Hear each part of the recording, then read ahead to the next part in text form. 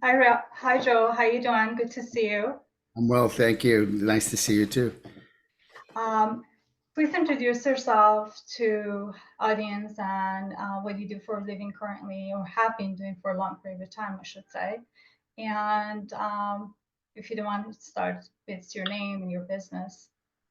My name is Joe Tabanella. I teach hypnosis and NLP, as well as an introductory class to biofeedback. Um, I like to combine and neurolinguistic programming with hypnosis and biofeedback to understand how the central nervous system and autonomic nervous system work together to create change. I see private clients in my office in Woodland Hills. I work at a rehab, dual diagnosis treatment center for addiction, and I teach at Hypnosis Motivation Institute, which is the first accredited college for hypnosis. Thank you. Thank you so much for sharing that. How long have you been in the industry? In the industry, professionally, about 13 years, about 12 years, 13 years. Been doing it since I was 19, though. Even when I was 17, I was in my car listening to Alan Watts while everybody else was doing what they normally do in Brooklyn. I was sitting there listening to Alan Watts. Oh, So, that's beautiful. What 17. made you to get to this industry? What drive you to it? Well, I had a miraculous thing happen to me when I was younger. And I always had a sense that there was much more.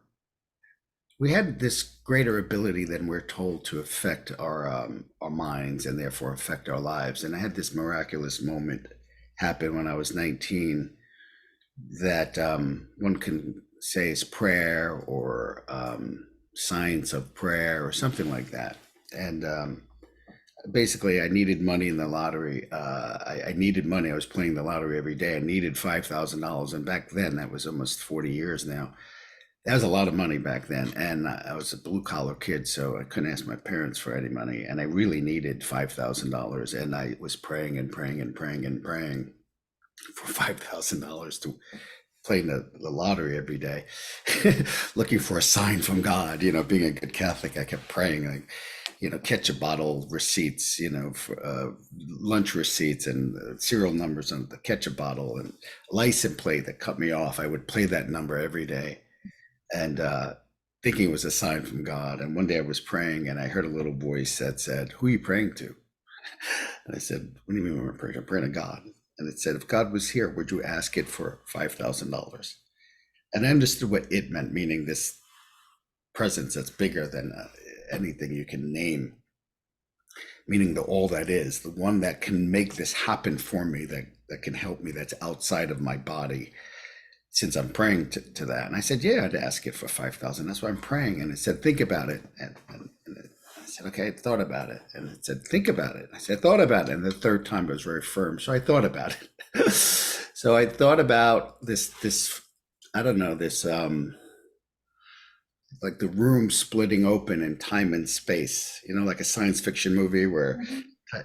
and this light coming in. I was just imagining this. It wasn't a hallucination or anything, nor was the voice. The voice was just an intuitive guidance. It wasn't a hallucination. It was just an intuitive guidance. But I imagined the room splitting open in time and space, and this all that is was present.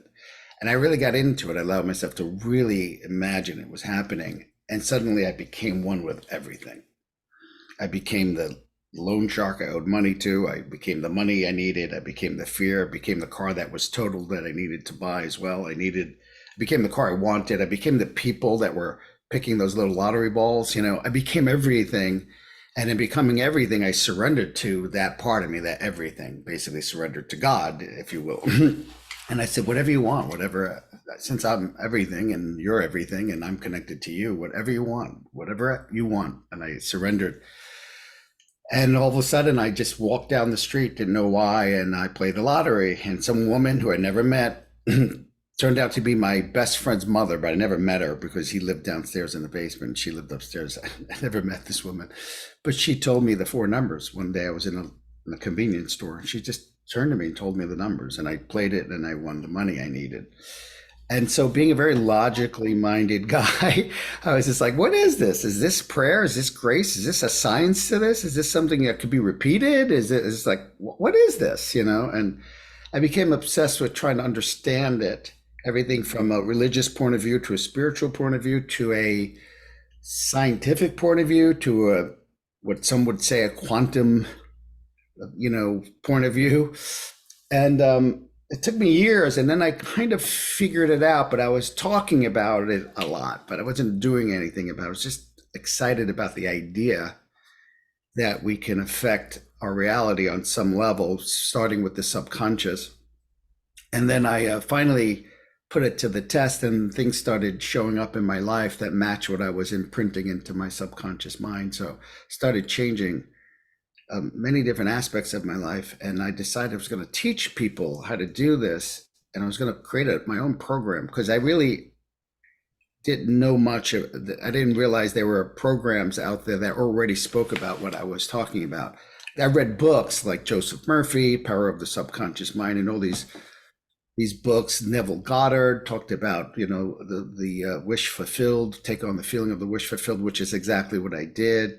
Mhm. And but understanding and teaching is different than actualizing it. And so when I decided to actualize it, and once it started happening, it took me about 27 times before my skeptical brain was able to back up and let go. And I realize now that we're basically farmers, and the only power we really have is the power to plant a seed like a farmer does. And we can water it, we can plant it deep, we can plant a lot of seeds, but really the growing of that seed is up to the subconscious, the ground, the soil. And now, whenever I'm in trouble, so to speak, I just plant seeds, just like a farmer who you can't do anything about it growing, but you can continue to plant new, seeds over and over again and get enveloped in that action. And then 6 months later, you realize there's food. But you still have to plant seeds because if you just take the food that's there, then you're going to, you know, be lacking again. So it's about conscious intent and thought, but also surrendering to the power that you don't have control over, so I can take 100% control over the power I do have, which is conscious thought, intention, and state. Wow, That's that's a long beautiful. That's answer to your question, I guess. But that's Thank what. you so much. I can get some reference to that. The reason why even I met you and I know you, true story. So beginning of 2017, I had a friend. His name is also Joel, and he was speaking to me about hypnosis and taking training classes. And he's like, "You're gonna be excellent at it. You have a gift, and I can see it. And you're very compassionate. People need that." Um, and I was like, huh, I don't know about that. I was more into the real estate at the time. So my heart was saying yes, but my mind was saying, I don't know. So I was back and forth. And I was with my ex partner. His ex wife came to me and she's like, I noticed you guys have some sort of like inner conflict. I will want to introduce you to this guy. He's in Los Angeles and he does a fantastic job. His name is Sean Green. So and I was like, oh, okay. So every attempt I had to make an appointment or even convince some other time, let's do it. There will be some change. We have nothing to lose. It fall out, didn't fall through. And I was like, what was it meant to be? Fast forwarding, one day I went to the Alex Gray painting and shops, and it was a huge event in LA. I came across one of our teachers as well, and that was Roman, and I met him there, and we briefly spoke. And then he mentioned that he does hypnosis. He has a friend, and he has a birthday, and his birthday is tomorrow. His name is Sean Green. I was like, this is not funny.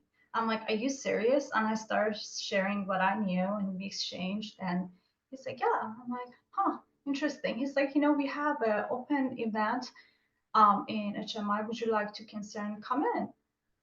And I was like, yeah. So I showed up for Sean's birthday, and it was interesting because he was like, your name is familiar. I think you've been making an appointment, not making an appointment for 4 years. What happened there?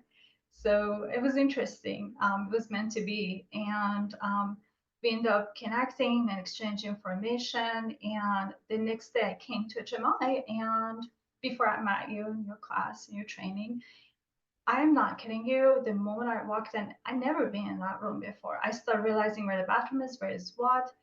And Sean said to me, "It's your first time being here. How do you know all that?" So it was interesting. I felt like I've been there many, many times. So we can argue, say maybe it was my mind was projecting. We can argue, say maybe it's your subconscious knew. Um, at that point, it was irrelevant. I was just excited to be there, and I got a yes. And I make an attempt to be part of one of your class, even if it was at nighttime every night. But it was very important because how you present yourself, how you show up, how you spoke, people could relate. So I really appreciate that about you. And the reason why I share my piece, because if something meant to be in life, it will unfold. That's my takeaway. So, um, having said that, I have another question for you. Can you break down the differentiation between hypnosis and the stigma most people have? They don't believe hypnosis. What separates our practice with other psychologists? What was that last part of the question? What make us different than other psychologists? Like what make hypnosis according to also Doris Cannon, in the sense like she mentioned in one of her many of her books that people that overcame their PTSD and quit smoking, losing weight, seeing themselves in this different type of timeline.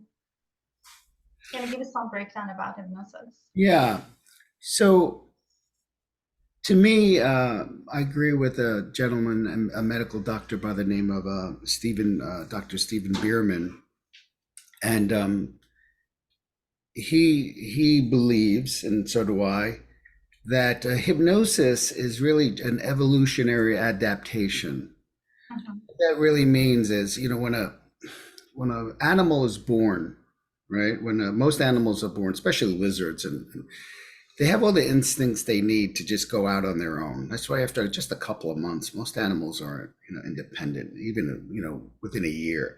But it takes us about 9 years to be independent, right? Because we're so adaptable that we can be in the Arctic, we can be in the desert, and there are a lot of different rules in the culture, and so we have to take on the our instincts, so to speak, through our environment. So we have to be programmed into what is good and bad, right and wrong, safe and not safe. And so the child is very nervous. And so because the child is nervous and confused, it looks for the one that's most certain, or Dr. Bierman calls it the one that's least uncertain. And so through authority, we start to allow ideas in. And so the parent is the first authority, and they hypnotize that child through their authority. And they do it in three ways. Either modeling, we watch them do monkey see, monkey do. We realize you don't eat that berry, eat that berry. Direct suggestions once we learn language, no, don't do that. And this is good, this is bad. And then through inferential communication, which is we don't touch something, we jump back. We're afraid of mice, we jump back. So the child, it's still monkey see, monkey do, but we're getting the idea that certain things are acceptable and certain things are not based on the parents' words or suggestions, even though they're not direct. Now, when a parent's incongruent, the child's going to get confused about what the truth is, and that's oftentimes why a child won't listen to a parent, because there's a lack of congruency in their suggestions. Not to mention the natural state is to push back and see where the boundaries are. But what happens is once we're around 9, we continue this process, even though we've been downloaded all the suggestions, basically. We continue this process, meaning whenever we're confused or scared, we look for the one that is least uncertain. We're in a karate place, a dojo, we look for the black belt for the answer. We're sick, we look for the doctor. And so when we're confused or scared, we're more likely to take that suggestion into the subconscious, and not only take the suggestion and run with it, but it will affect us. That's what the placebo is. It will affect us physiologically, by taking in an idea of a doctor saying something that this is going to work or these are the side effects. And so that's hypnosis in a sense, which is authority combined with I'm scared, I need authority, and which is how the news works in a sense. They scare us or confuse us, and an authority or an expert comes on and we take on that suggestion. Hopefully the suggestion is good and they're the answer to our problem, and we take that suggestion. So that's to me what hypnosis is. It's an accepted idea, and there's certain conditions that need to be met to accept that idea, which is a little confusion, fear, and knowing that this person's an authority. That idea will go in, and it happens all the time in conditioning as well. You know, people say, does hypnosis work? Well, how many times have we spent money on a watch or a car or shoes or a bag that we couldn't afford? That's hypnosis. When I snap my fingers, you will see a bag with a certain logo on it, a certain brand name, and there was something in you that's going to think you need that bag or those shoes or that watch or that car, and there's nothing going to stop you. You won't care how much money you have. You won't care if you'll find a way to buy it, and there's nothing going to stop you. You will feel uncomfortable if you don't. That's hypnosis. You'll feel uncomfortable, and you'll feel much happier if you do buy it, right? So that's hypnosis. Now, trance is what people see as hypnosis, is putting ourselves in a position to supersize those accepted ideas. So it's basically a relaxed focus so we can allow those ideas in deeper. But you're almost better off having hypnosis than trance, because there's a book by the name of from Alan Carr, who doesn't understand hypnosis, but he says hypnosis doesn't work because he used reframes, and that helped people stop smoking. So the book is just filled with reframes of how to look at smoking, and people stop smoking. Where's the trance? He doesn't realize that's hypnosis. He's people agreeing on certain ideas that already exist that can latch on to or connect to and conflate with different new ideas that become part of the neurology. So if you take those reframes and that understanding, and you are in a state of authority, and the person agrees with these ideas, and you use trance, then you're supersizing that. And that's when really powerful things can happen. Because you were saying, what's the difference between a hypnotherapist or someone who practices hypnosis and a psychologist or a therapist? It's not much different, because people sometimes do very well with a therapist or a psychologist, but they're hypnotizing them. They're listening to them. They're challenging their existing belief systems, and then they're asking them to see in a different way. That's hypnosis. That's why people do get better. But if you supersize that with trance and a greater expectation of something happening inside the subconscious, then the person will take that idea and it'll become more internalized, and it'll bypass all that critical faculty. And that person will really feel like they don't want that cigarette, or really feel that it's better to have compassion than yell at their spouse or something. So hypnosis is taking those ideas and getting them deeper into the structure, like planting a seed deeper into the soil. You can throw tons of seeds on top of the soil and some will still grow. But if you dig a deeper hole, that's hypnosis. You put seeds deeper, into fertile ground. You allow the fertile ground to be fertile ground through trance and acceptance and trust. And that idea is more likely to take root rather than just get blown away by the wind when the wind comes. Doubt comes, Doubt is the wind of the mind. Thank you for sharing. In your experience, is it easier with a young teen to work with or adult? What's the difference in here? Is that because they're less deprogrammed, or not really depend on individual mindset, how they're perceiving information? It's a great question. If they're both ready, willing, and wanting change, the teen will be easier because they're more malleable. They're more, the grooves aren't as wired, so to speak, in their brains. But I'd rather have a willing person, no matter how old, than someone who's willing to change, wanting to change, than to have, I don't care what age, it doesn't really matter, because it's the willingness that makes the difference. That's why it's difficult working sometimes out of rehab or working with teens because the parent's trying to change that child, which reinforces the pattern of resistance. And now I become another parent, Oh, creating the pattern of resistance in that child. So my very presence represents resistance to them and triggers resistance. So I have to go the opposite way. I have to agree with them first, understand them first. Even with their parents, they're having to take their side to help them understand that their parents, although those values might be good values and boundaries might be good boundaries, the parents have a lot of emotional charge around it, that's what they're picking up on. They'd be fine if they were introduced to these values or boundaries in a certain way. But because the parent has a lot of anxiety around these values or anxiety, the child has a tendency to either push back and not want to do that or overcompensate and always be worried about that, whatever that grade or cleaning their room or being kind, whatever that value is. This is one of the biggest issues I've seen with parenting, including myself, is parents confuse, because 99% of values are good usually. Parents' values are pretty good. It's good to be attractive, to be healthy, to make money, to have education, to be of service, to be compassionate, to be kind, to be responsible, to be productive. These are great values. But when a parent has emotional charge around it, it's not a value, it's a phobia. And the child can pick up on that nervous system. And if you have 2, 3 kids, you'll see it every time. One will override, or I should say, try to overcompensate and make that parent happy with their own phobia around that value and always be worried about their grades, let's say. And the other one will unconsciously push back. absolutely. One will gain weight.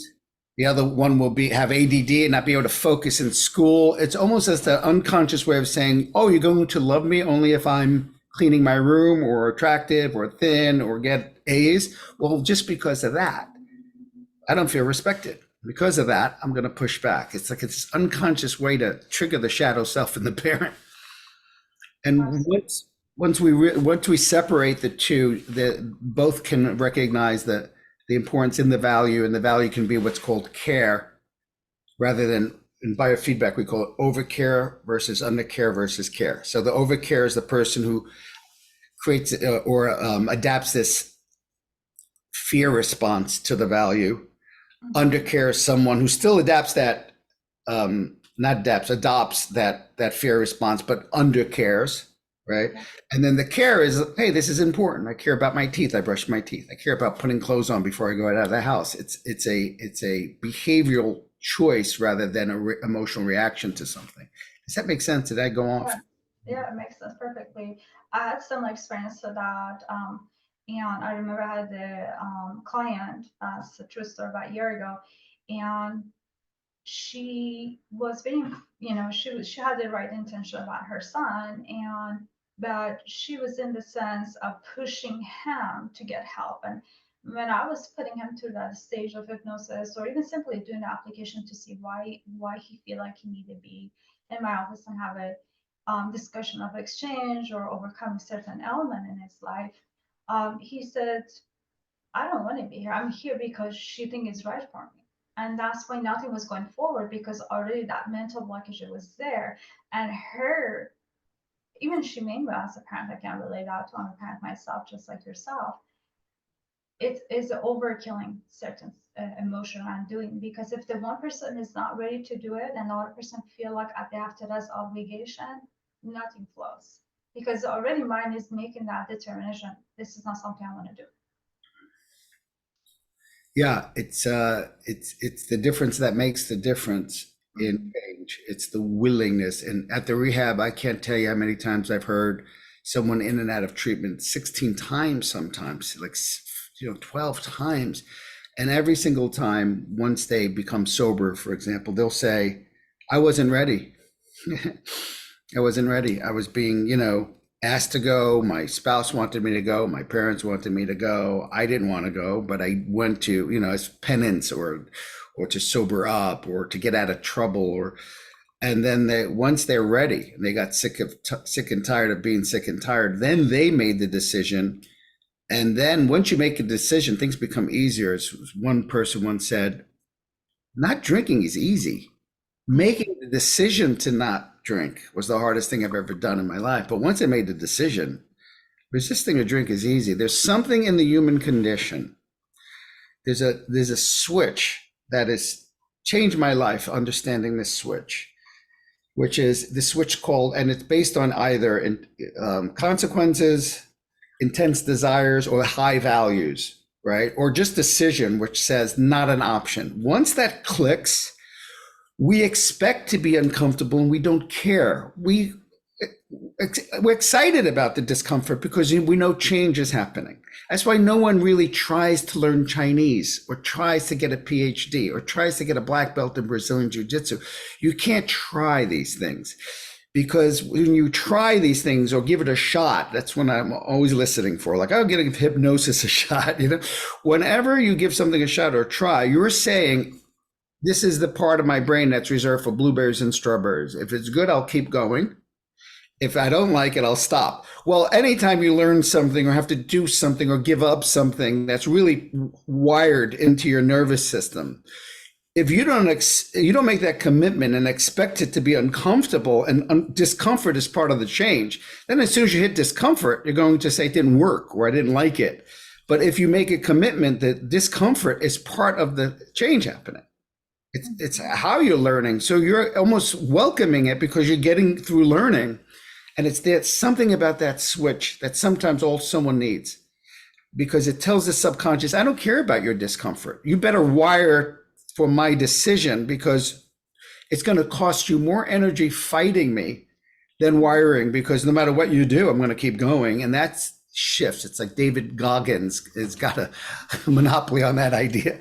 He's just like, I don't care. It's not an option. We're going to do it anyway. I know I'm uncomfortable. That's part of it. Have you had experience in your personal life that you have to do self-hypnosis, overcome some barrier?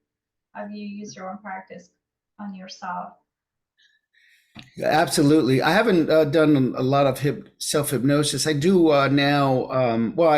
It's still hypnosis. I do a lot of what's called open focus and mindful acknowledgement, acceptance, and integration of uncomfortable emotions.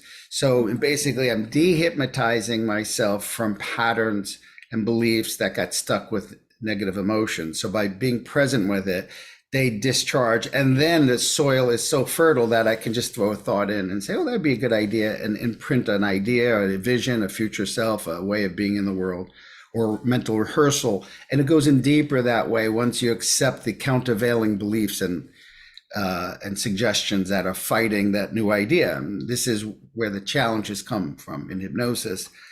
You may be wanting an idea, but like, for example, I was training Jiu-Jitsu Monday, perfect example of countervailing ideas, right? And I wouldn't tap out. I wasn't tapping out with this person. And suddenly I'm on top of him and I got him in a nice, choke. I have him in deep. He's about to tap out and I'm the one who taps out. And he said, what happened? I said, I had a panic attack. I said, why did I have a panic? And so I did some self-hypnosis, had communicated with those parts. And basically that part was telling me, were you ready to tap out today? Because in the beginning of that match with that same person where we were sparring, he almost felt like he was breaking my wrist, and I could have tapped out, but I didn't. So I realized there were two parts. There's a part of me that didn't want the shame of being less than, so it wouldn't tap out, but that's triggering the part of me that doesn't want to really get hurt. So the one that didn't want to get hurt said, wait a minute, if this was a real fight, why are you not biting that person's face off, right? And fighting for your life. You're acting like you're fighting for your life, and we can get hurt, but you're not willing to tap out. So I'm going to send so much adrenaline into you because I don't know what this is. You're not sparring if you're not going to tap out, and you're not biting his face off if you're not going to tap, if you're in a fight, if you're not in a fight. So what are you doing here?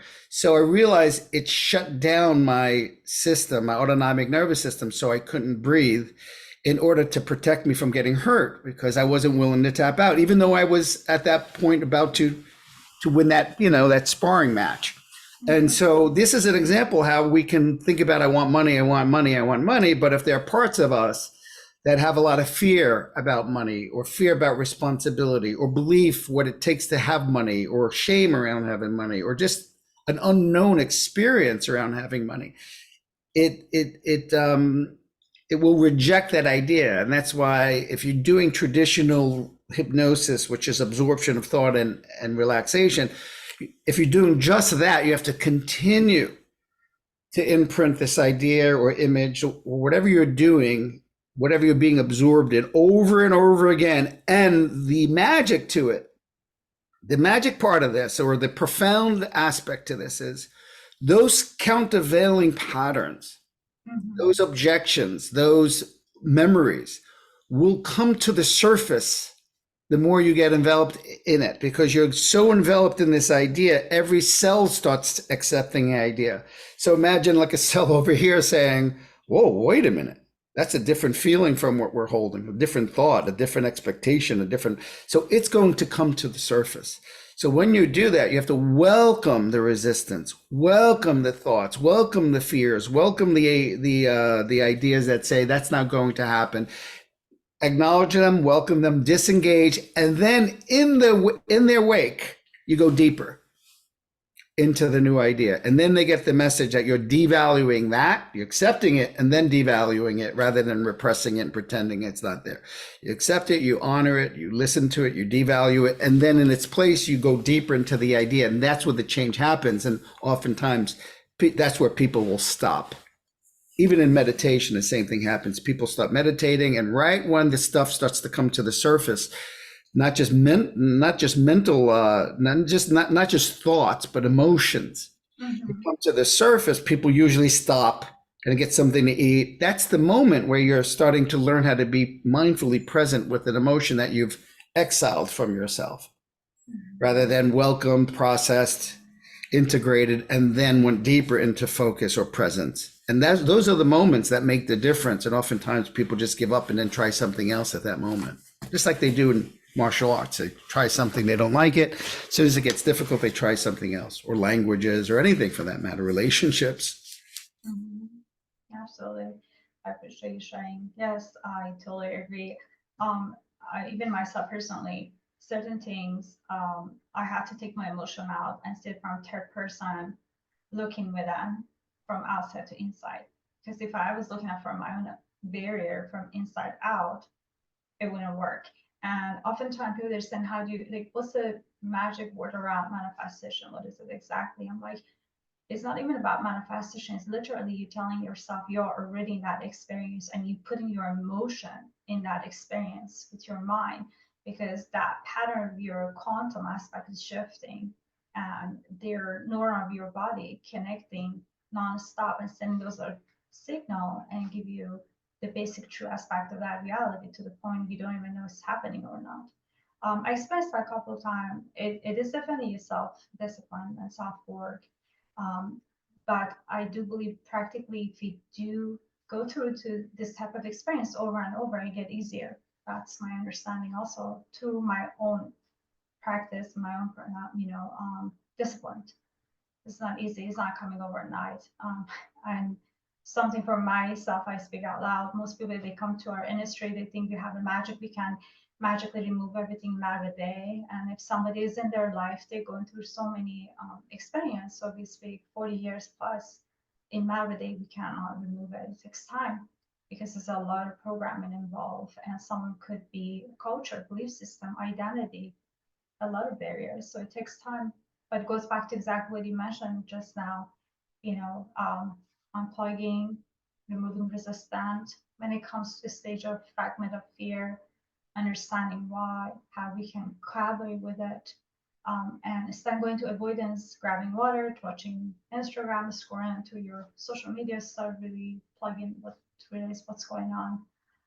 As we exercising it, started for me actually 2 years ago. If something is not clear in my perception, middle of the night, my body literally wakes me up and my mind is projecting the image of my daily life, what is going on, and it's going to hit the area that is not being clear. So I can revisit it again and do something different about it, not the same experience over and over. And it put me question mark in my head, exactly what you said, the voice of intuitive inner space comes in and saying, hey, what do you want to do about this exercise? So I definitely believe that in our practical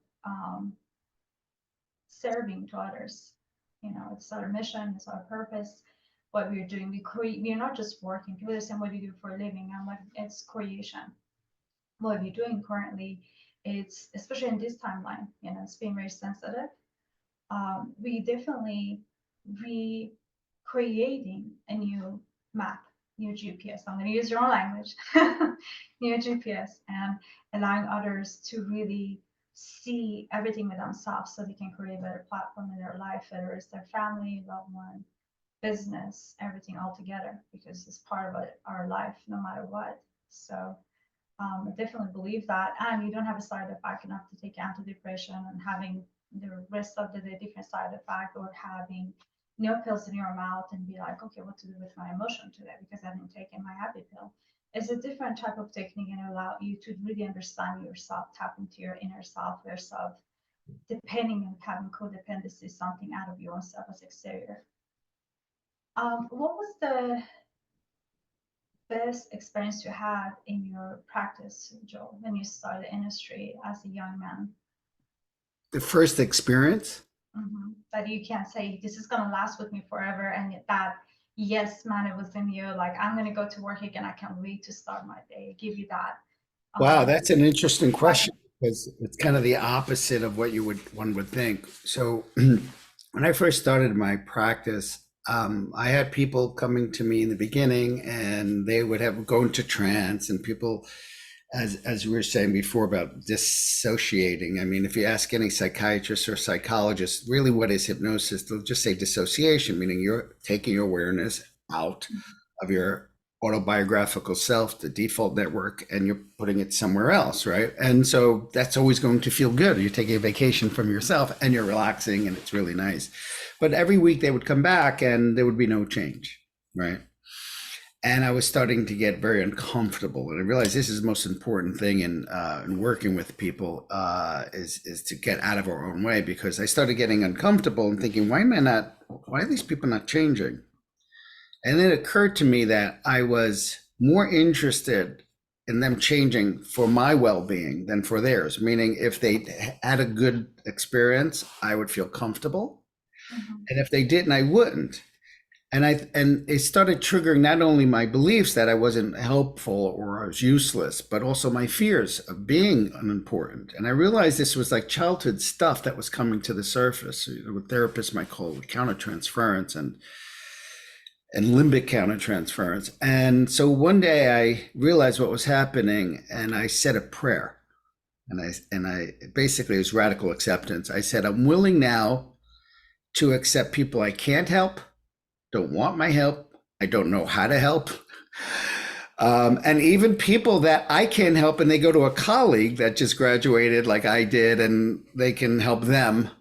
They post on Facebook or whatever it was at that time, MySpace, that they helped me. No one can help me but them. So I'm willing to accept that. And that was painful because it was helping me to deal with unprocessed childhood stuff and just feeling like unimportant, not wanted, a disappointment. But I accepted it fully, and I found myself relaxing in that acceptance because my subconscious mind was no longer getting the message to try to find people and convince them that I'm valuable or helpful. So I relaxed in that. And then once I accepted that and I realized I was alone, so to speak, then I said, now bring me people I can help, I will help, I'll figure out how to help, will be helped, and I'll figure out how to help, will be helped, and want help. And literally that day and the next day or two, all 4 or 5 of those people canceled. And clients started showing up that if they tripped on a rock on the way to my office, that would have helped them. In other words, they were ready. They had no belief other than they wanted help. And I realized I might have been attracting people that had a belief system and emotions around that belief system that say, I'm useless, I'm broken, I'm helpless, no one can help me. So they're attracting a person who was sitting there thinking, oh, I hope I can help them. What if I can't help them? And so we're having these self-fulfilling prophecies energetically happening. And so I started attracting people that I realized they wanted help. I just show up and be part of that help. I'm not a mechanic that it's not a mechanistic left hemisphere tool kind of things. The right hemisphere interpersonal, intrapersonal experience, and that's different than being a mechanic. It's the opposite, actually. It's a different hemisphere. It's relationship. It's not, let me give you an intervention like you would do with a car, and and it's mechanistic and external. It's interpersonal. And once I started realizing that, I realized that it was really more about being present with someone's stuff first before you give any intention or intervention, and being present with them and letting them feel safe enough to have their experience. Then it will allow an idea in. Then you can be the authority through trust, through a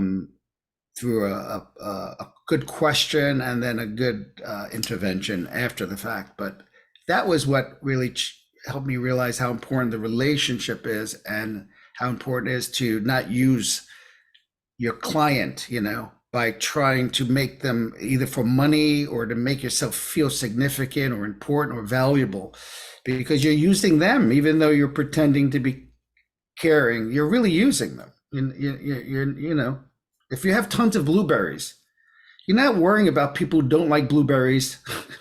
You're just like, you want blueberries? I have tons of them. I'm happy to. No, you don't. Okay. You don't trust the blueberries? What do I need to do? Okay. No. Okay. All right. I don't have to chase you down the street with these blueberries and wondering why you're not eating the blueberries. Because you're giving something. You're of service. You're not coming from an unconscious need to quell feelings of not being important, valuable, or significant, or poor. Because sometimes people do that for money too. Oh, absolutely, absolutely. From one thing I do believe in our career path is definitely relatable situation and exchange that experience with individual, and make exactly what you said, create a safe space and allow to express. The second thing as I tend is, yes, this career is also we need to make income. However, when we putting attention, am I going to be valuable? Are they going to see my value? Exactly what you're saying. I experienced it myself beginning of my career path, and energetically putting that filter out, and simultaneously it's happening without our control, and we're like, okay, that attraction send me signal back. It's almost like do your makeup or shave your face in the mirror is reflecting of what is missing. You sit from opposite track. So I definitely believe in this industry is very tangible. We need to be very sincere, heart desire, tender, and speak of not just the value of volume, so we can bring something greatest in that moment. So that persons who might be in that room, he, she, relevant as that aspect. It's more about somebody feel fulfilled when they leave the door, and they feel like, okay, I can breathe, life is not hard, things can change, it get better. And it's not brainwashing, because I've heard that from other people. They make fun of me at the beginning of my career. They're like, so you're going to put me in sleep time, or are you going to brainwash me? What's the story here? I was like, this word is being already brainwashing us. What I'm doing is I'm showing you internal inner child who you are, as what you're born, intent of being nothing more than love and clear vision without any type of doubt or mystery in the word. Everything is inside of you. You just have to tap, just like one click away. As opposed to put you through the some sleep stage. If you're not understanding who you are without your clothes and shoes and people surround you, and you create identification with that, you're already asleep. You don't need additional sleeping pills to your method. What I'm doing is I'm unfolding your a signal of thinking you're awake. So it is very valuable. I really appreciate you, and I do even believe the way you're expressing is very clear. Any age, any culture background, people, if they can't relate to everything you're sharing at this point. Do you still have a student you're training daily basis for the continuing education, or any programming that you can offer or you can share here? Well, on I have a Wednesday night class every Wednesday at 7 o'clock, where where we talk about these, these laws, or these principles, I should say. We talk about certain principles about willpower, relationships, limiting beliefs, mindfulness, the importance behind it, and all this stuff. And then we do a meditation. So I do that every Wednesday night. You can click become a member on my website at the tab technique with 2b's.com. And I'm teaching a class at HMI. I'm certifying people in NLP starting this month, and that will be on my website as well. And I'm doing a full day class on the law of attraction and hypnosis. That's in December. Yeah, and that's So, my website too under workshops and. perfect. Wednesday, you mentioned about at 7 o'clock at night time, you're teaching. How long that is going for? 1 hour or Oh, more? Wednesday, that's about an hour, sometimes an hour and a half. Okay, an hour and a half. We have Okay, questions and answers, and yeah. perfect. And about the HMI classes for NLP, do you do it online or is it in person or they can do both? It's both. They Okay, get the videos, which are 10 days of videos, but we also are in person to do demonstrations and practice and answer questions. So it's basically 20 days, 10 days of video they can watch, but also another 10 days of in person training. But it's not in person, sorry, on Zoom. got it. And is it NLP level 1, 2, 3? Which It's one is it? practitioner, yeah, it's practitioner training. Okay. And the one you mentioned is December. What class was it again, if you don't mind to repeat? That's the law of attraction and hypnosis, and that is, I'm sorry, I don't have, that's December, I think it's the,